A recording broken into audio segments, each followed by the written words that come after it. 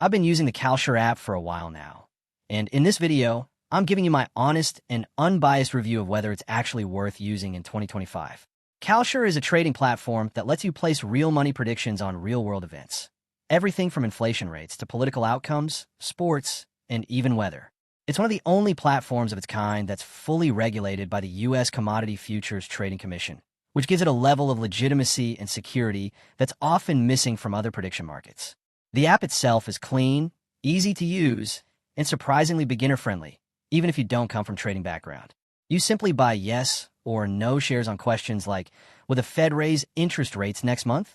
And your profit depends on how accurate your prediction is. But while the idea is fascinating, it's not without drawbacks. Some of the markets suffer from low liquidity, meaning it can be hard to buy or sell contracts without losing some value. There's also a learning curve if you're new to the concept of prediction markets, and unlike sports betting or crypto, this type of trading is still fairly niche. Another thing worth noting is the lack of variety in payment methods. Options like PayPal or digital wallets aren't supported at the moment, and that can slow things down.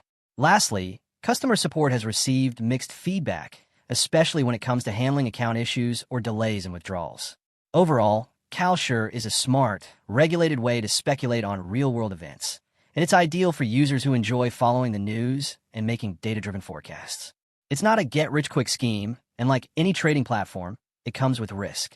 But if you're curious about betting on headlines in a more structured and legal way, Kalshi is definitely worth exploring. I hope this review gave you a clear picture. If it did, support the channel with a super thanks, and don't forget to subscribe for more honest reviews. See you in the next one.